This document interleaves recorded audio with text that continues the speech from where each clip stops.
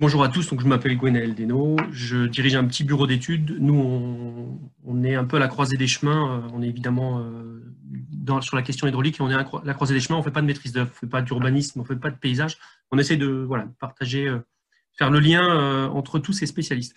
Donc je vais faire très rapide parce qu'il y a plein de questions, Jean-Jacques, tu vas regarder le chat, il y a plein de questions sur ta présentation qui était très bien.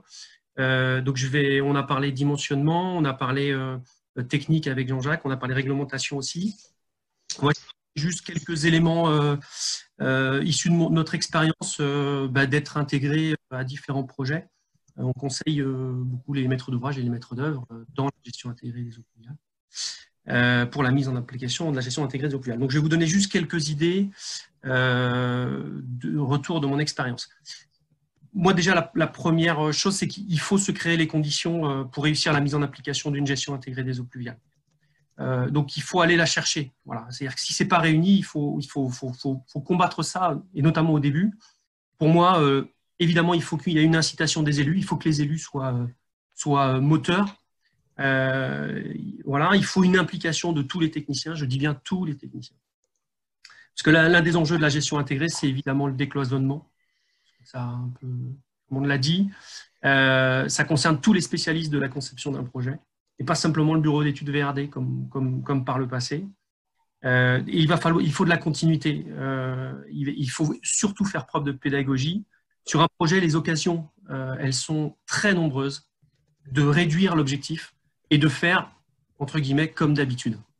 Donc, voilà, faut se créer les conditions, faut vraiment aller chercher des conditions favorables et de faire œuvre de pédagogie. Le deuxième point, c'est la continuité. Il faut se poser les questions dès le départ. La question de l'eau, elle ne doit pas arriver comme un cheveu sur la soupe une fois que le projet est ficelé. La question de l'eau, elle doit pouvoir permettre de bouger un projet dans son plan de composition, même dans sa programmation. Donc, il ne faut pas se poser cette question-là trop tard. C'est un point qui est nécessaire parce que on peut arriver des fois à raccrocher et finalement on perd l'objectif, on ne sait plus quel est l'objectif et on n'a pas l'intérêt du dispositif puisqu'il est raccroché trop tard. Un point qui a été soulevé par Olivier Brenner, moi je suis assez d'accord, c'est il faut adapter le projet hydraulique au contexte hydrologique. Pour moi, on ne conçoit pas un projet de gestion des eaux pluviales selon l'endroit dans lequel, le milieu hydraulique dans lequel on va se projeter. Il y a l'infiltration, oui c'est vrai, il y a l'infiltration. On arrive à le faire en Bretagne, je te rassure Jean-Jacques. Oui, on arrive à faire aussi des enrobés poreux en Bretagne. On n'en fait pas assez, ça c'est sûr. On n'infiltre pas assez, ça c'est sûr. Mais parfois, on a un milieu naturel, on a une zone humide dont on n'est pas sûr qu'elle va perdurer à proximité du projet. Donc parfois, il faut peut-être choisir plutôt de l'éco-surface pour aller maintenir l'alimentation d'un milieu naturel.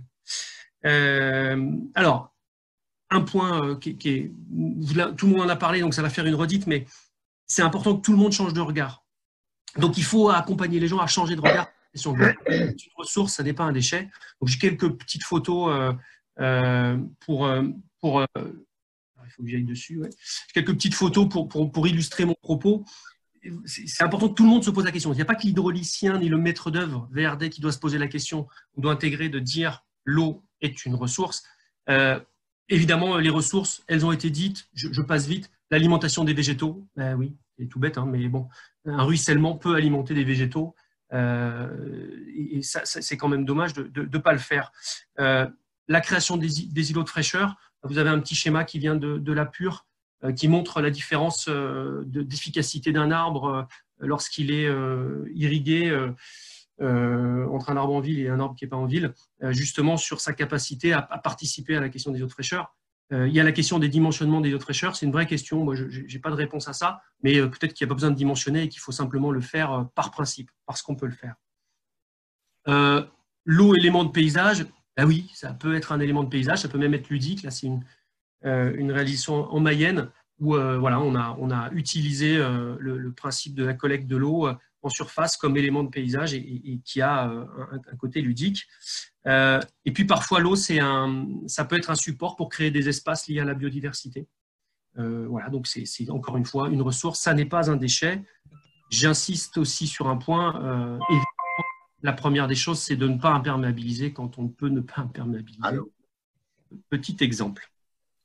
Alors, oui, si tu veux. D'accord. Tu sonneras parce que je suis en...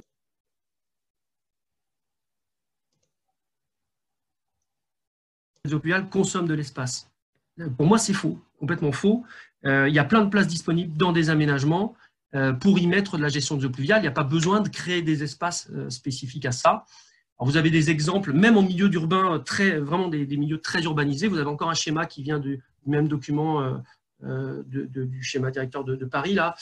Donc, la Pure qui a créé ce schéma, où on voit que même sur un boulevard très, très urbanisé, très, très dense, et ben, finalement, on a des espaces sur lesquels, sous les voies piétonnes, sous les jardinières, où on peut finalement envoyer l'eau en premier.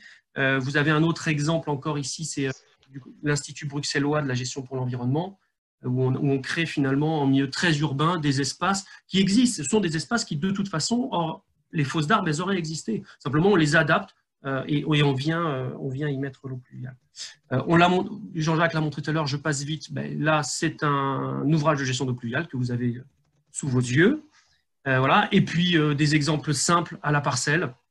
Voilà, une photo de l'ami Bruno. Il n'y a pas besoin d'aller chercher des espaces, ils existent. Et puis, on peut aussi parfois ne pas créer de réseau d'eau pluviale. C'est pareil, c'est très simple. Il n'y a pas les espaces, on ne crée pas d'espace pour ça. Et on arrive à collecter assez facilement l'eau pluviale. L'eau, on doit intégrer l'eau dans les aménagements. Et il y a un point qui, moi, me semble important, c'est qu'aussi l'eau doit s'intégrer dans les aménagements. Évidemment, quand je dis l'eau, c'est aux concepteurs. Ce n'est pas simplement aux urbanistes, paysagistes ou aménageurs d'intégrer l'eau dans les aménagements, c'est aussi aux concepteurs des ouvrages hydrauliques d'intégrer les contraintes et les différents aspects de l'aménagement, afin d'orienter notamment le choix technique. Sur cette photo, c'est une noue, voilà, toute simple. Mais un paysagiste, lui, il va voir un espace de sécurisation du piéton. Évidemment, la traduction technique de la noue, on reste sur de l'infiltration, elle a intégré un des objectifs du paysagiste. Autre petit exemple, on est sur une voirie qui traverse un espace boisé, c'est un boulevard un peu fréquenté. L'objectif, c'était pour le paysagiste, c'est d'avoir un boulevard qui est séparé en deux et qui traverse un espace boisé. Et bien, de fait, la conception technique de la noue, elle intègre cette donnée-là, avec une traduction technique qui permet finalement les deux. Autre traduction du propos que je veux donner, c'est on est sur deux dispositifs, donc c'est assez simple, ce sont des parkings. On utilise l'espace qui sert à démarquer les allées de piétonnes pour y mettre un ouvrage de gestion d'eau pluviale. On est sur de l'infiltration. Les deux sont, le principe, c'est de l'infiltration, mais la traduction technique, elle intègre probablement une volonté de diminuer ou d'avoir un entretien différent. Voilà, ouvrage hydraulique similaire, mais avec une intégration d'une problématique liée à l'entretien qui en offre une traduction technique différente. Voilà, encore un autre exemple de ce que je veux dire, de ce que je voulais illustrer comme propos. Volonté, j'imagine, de préserver les arbres dans une logique de densité foncière, d'économiser l'espace. On veut conserver les arbres, on a un espace qui est la préservation du houppier, et on vient finalement intégrer l'ouvrage hydraulique sous le houppier, qui permet finalement de mutualiser l'espace, voilà, et donc d'être dans cette logique d'économie foncière dont on parle beaucoup chez nous en Bretagne. Il faut des contre-exemples, donc je vous en montre. Il faut toujours des exemples, mais c'est toujours un peu intéressant de montrer des contre-exemples. Nos pauvres amis de Saint-Brieuc, une belle noue à gauche. À mon avis, le gestionnaire n'a pas été consulté au moment de la conception. Voilà. Et puis, à droite de votre écran, un bassin de rétention d'eau pluviale qui a probablement... on ne lui a pas donné de place parce qu'il y avait une logique de densité foncière. Il fallait faire du logement. Donc, on a demandé aux gens de réduire, d'habiter sur des toutes petites parcelles. Et finalement, on a créé un ouvrage. Il faut imaginer l'économie d'espace, c'est-à-dire c'est un ouvrage qui va servir très très peu. Bon, c'est toujours intéressant de montrer ça. Je suis pas sûr, il est 57, je pense que je vais m'arrêter là, je ne vais pas présenter l'exemple que je voulais dire, mais je termine juste par, voilà, c'est important d'avoir de la méthode, parce que c'est pas parce que vous avez… Excuse-moi Gwenaël, je pense qu'on est quand même tous des passionnés sur le sujet. Si on dépasse de un quart d'heure, 20 minutes, il n'y aura pas de problématique majeure. Si tu juges que ton exemple, il est quand même assez intéressant, et puis moi je le trouvais intéressant, on peut dépasser d'un quart d'heure. C'était pour laisser de la place aux questions. Moi, je peux le faire en 5 minutes. Mais c'était pour illustrer en fait la logique de la méthode. Je vais le faire en 5 minutes. Comme ça va être… Voilà, donc c'est un exemple de méthode. Et ce n'est pas un exemple parfait parce qu'évidemment, il n'y a pas des exemples parfaits. Et j'aurais des choses à redire sur ce projet que j'ai accompagné. Mais voilà, c'est un exemple d'une méthode. C'est une opération de ZAC lancée en 2007 par une commune. Et vous allez retrouver en fait les quelques éléments, les idées que j'ai pu développer sur une commune en périphérie rennaise. Je vous ai parlé d'incitation, le contexte, d'avoir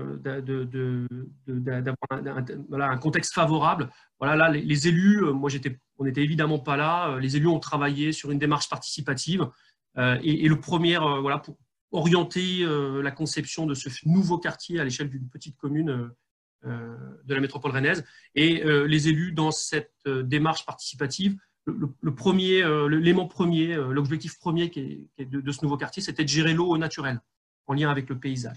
Donc nous, on a été intégrés. De là, on a travaillé sur une analyse technique un contexte technique finalement de cet espace-là, de cette emprise de cette zone d'étude, un petit cours d'eau en partie sud, une zone humide à préserver, une pente voilà, à peu près moyenne de 3%, et une perméabilité relativement faible, inférieure à 1 mm par heure. Donc, à partir de là, on a défini des objectifs. Les objectifs de la gestion pluviale, c'était évidemment maintenir la zone humide et qui n'était pas assurée puisqu'on lui enlevait une partie de son bassin versant. Notamment si on avait travaillé sur du réseau et qu'on s'était rejeté directement dans le cours d'eau. Donc, maintenir l'alimentation de la zone humide, assurer un rejet d'eau qualitatif et intégrer l'eau dans le quartier. De là, on a mis en place un dispositif basé sur de l'écoulement de surface et puis des rétentions d'eau pluviale qui cherchent à alimenter la zone humide vraiment à proximité de la zone humide. Et on en a profité pour accompagner un aménagement global de la zone humide pour réhabiliter sur la question de la biodiversité. Donc, je zoome d'ailleurs sur cet espace-là.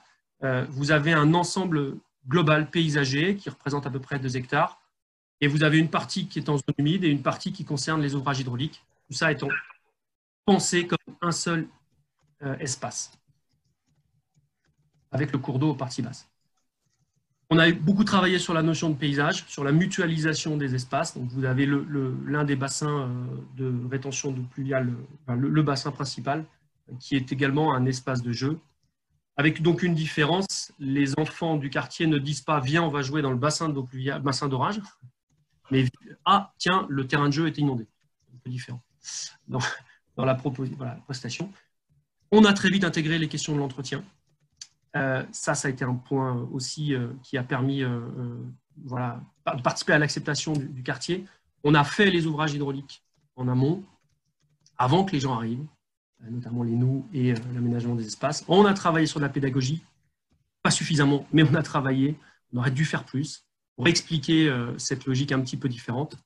Voilà, alors je rapidement vous montrer quelques images, voilà, des rues telles qu'elles sont, avec une logique d'intégration paysagère et de mutualisation.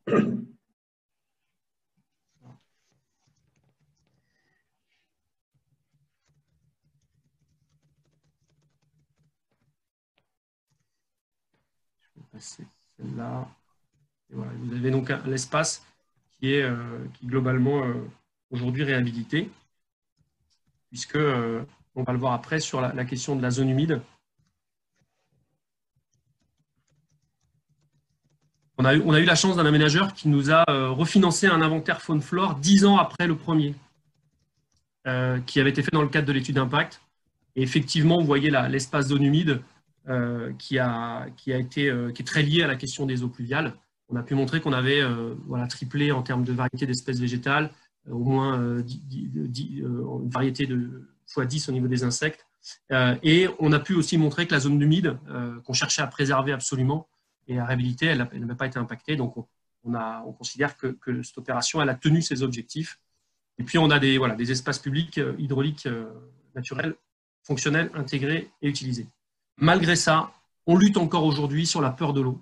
Et donc, la mise en œuvre, elle nécessite quand même d'être solidaire. Il ne faut pas que ce soit porté par une seule personne. Faire preuve de méthode avec énormément de pédagogie. Et surtout, il faut être, encore une fois, solidaire. Il faut vraiment que toutes les parties prenantes, le gestionnaire, les élus, les techniciens, avancent dans le même sens et le même discours pour que derrière, on soit sûr que les entreprises de travaux, les concepteurs, les architectes et autres construire de maisons individuelles, les riverains, les utilisateurs de ces espaces-là comprennent cette évolution et finalement l'acceptent. Voilà.